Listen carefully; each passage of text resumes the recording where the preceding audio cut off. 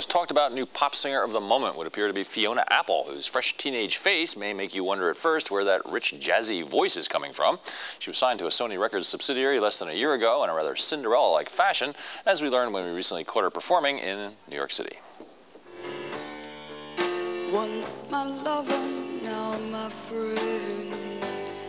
The voice of Fiona Apple is sultry way beyond her 19 years, but there's nothing affected about it.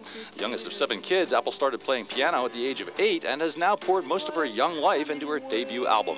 So I'm a shadow back the baby.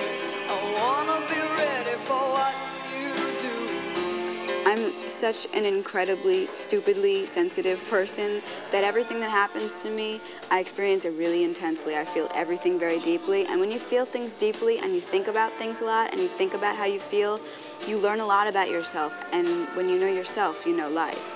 Apple, a New York native, decided to make music her career just a year ago when she was living in California with her father. She compressed her entire senior year of high school into 2 months of home study and then got down to business, running off 78 copies of a 3-song demo tape. I was going to start sending out the tapes to whoever it was that you send out tapes to, A&R people, managers, whatever.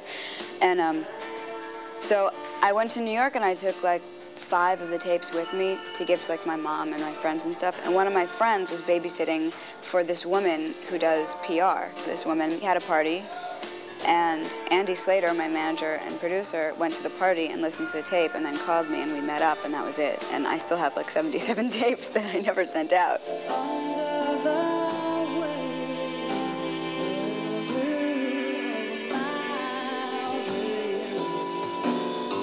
Apple sounds eerily mature whenever she's singing, but that sophistication slips a bit during her between-song patter. And this is a song about knowing your anger and knowing what your focus of anger is for. You know, there's so many assholes in this world.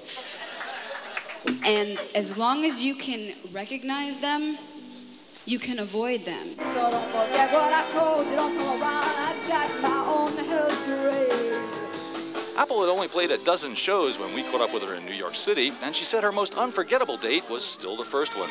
It was in Paris in front of 700 people, mainly like Sony people and press people.